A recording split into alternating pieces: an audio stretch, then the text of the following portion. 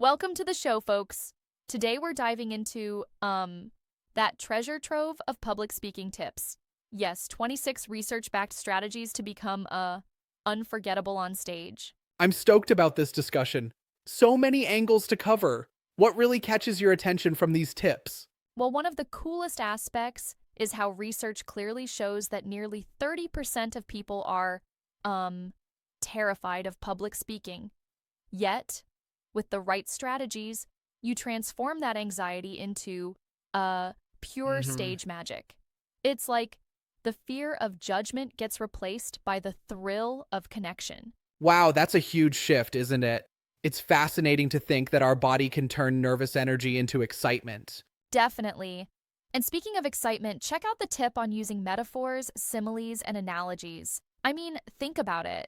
Using vivid comparisons like describing micro expressions as viewing life in high definition TV really etches your message in the audience's mind. It brings abstract ideas to life. Yeah, absolutely. Those mini stories within your speech can be so impactful, and breaking things down into three-part lists makes it all the more memorable. Right, exactly. I mean, numbers like threes have a natural rhythm. It's like, there's a pattern in our brains that loves a good trio. Now, another gem is the use of rhetorical questions. These little questions tap directly into your listener's curiosity, inviting them to think, hey, hmm have I ever felt this?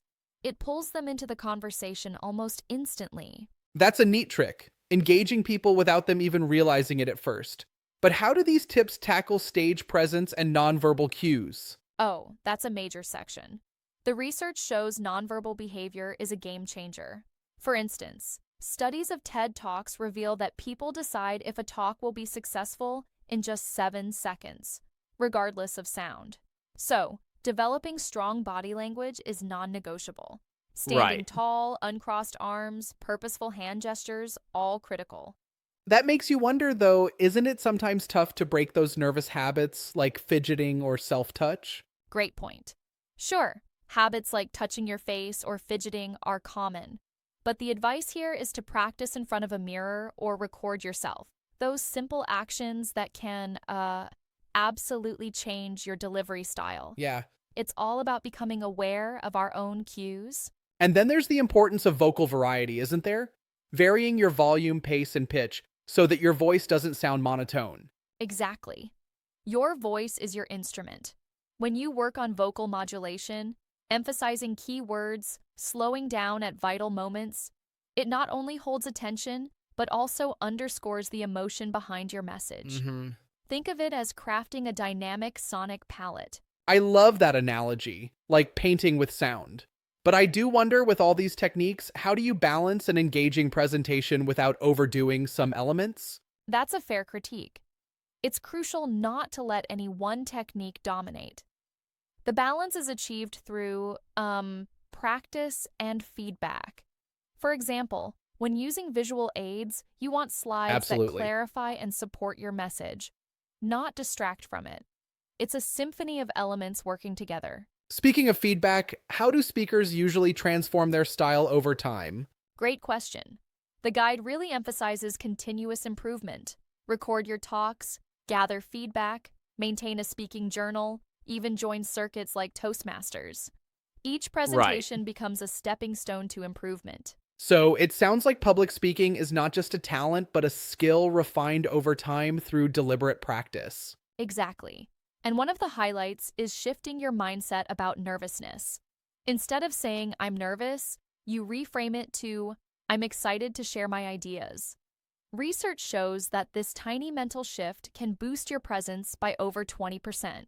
It's a powerful, hmm positive transformation. That's almost like magic, turning fear into fuel. Right, it really is. Furthermore, the article dives into structured rehearsal techniques. First, reading out loud to capture flow, then practicing gestures and movement, and finally, a full dress rehearsal under real conditions. Yes. It's like running a dress rehearsal before the big concert. And how about those advanced frameworks for impromptu speaking? I know many people dread those unscripted moments. Absolutely, those can be stressful. But tips like the PrEP framework, point, reason, example, point, help structure your thoughts rapidly. And don't forget the 3-question method. What does the audience need? What's my main message? What action should they take? These frameworks are lifelines in Right. unexpected moments. I can see that working really well. Now, any thoughts on how to manage physical symptoms like a racing heart or sweating before stepping on stage? Yes, that's key. The advice includes physical warm-ups like light stretching, facial exercises, and deep breathing to ease tension. And pairing that with vocal warm-ups like tongue twisters or humming can calm your nerves and ready your voice. Yeah. It's all about preparing your body and mind together. I'm curious though, what about the Q&A endgame? Handling question sessions can feel like walking through a minefield sometimes. True, Q&A sessions are often the curveballs of public speaking. The recommendation is to anticipate questions by jotting down challenging points beforehand. Repeat the question for clarity and always steer back to your key message. It demonstrates both expertise and composure. It makes a lot of sense. It's like you're guiding the conversation back to where you shine. Exactly. And then there's the tip about engaging the audience with interactive elements. Ask show of hands questions, conduct quick polls, even invite discussion with just a nod or smile. The goal is to create a conversation, not a monologue. On that note, I read somewhere also about using calls for volunteers to generate energy in the room. Absolutely. Michael Port, for example, discusses getting the audience on their feet near the conclusion. It's like once they're standing, you're almost guaranteed that standing ovation. Yeah, Moments like that really transform the energy in the room. that's inspiring. Truly, public speaking becomes a shared experience rather than a one-sided lecture. Certainly. And let's not forget the fun part, adopting a laughing mindset. Infuse your speech with an occasional, well-placed, lighthearted moment or inside joke. This not only eases your tension, but builds rapport with the audience. I love that. Being genuine and allowing humor to shine through. But isn't there a risk of going overboard with humor? That's a valid concern, and I agree there's a fine line. The trick, though, is to use humor to enhance your point, not distract from it. It should be subtle and purposeful. Certainly. A balance between professionalism and approachability. And this ties back to tailoring your message to your audience. Customizing your content, language, and even your humor based on who's in the room. Exactly. The guide insists on creating an audience profile ahead of time, so every anecdote, visual aid, and even your tone resonates with your listeners. Knowing your audience makes all the difference. Fascinating. Now, before we wrap up, what's your take on the continuous improvement plan mentioned in the article? Oh, that stood out to me.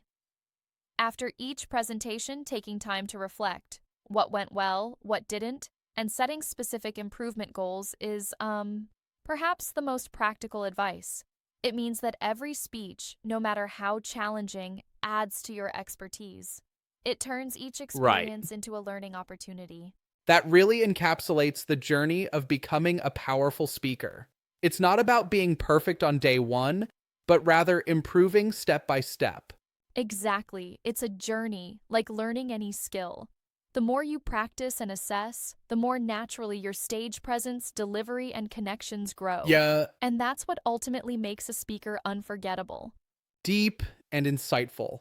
I feel like we've covered everything from mindset shifts to physical techniques. Any final thoughts? Just one. Embrace the process. Every speaker starts somewhere, and with these 26 tips, whether it's through engaging metaphors, purposeful pauses, or mastering nonverbal cues, you're well equipped to, transform your fear into powerful communication. The transformation is real. That's a wrap then. Thank you for this engaging dive into public speaking mastery. It's been both enlightening and practical. Thanks for joining the discussion. Remember, every time you step onto the stage, you get one step closer to being truly unforgettable.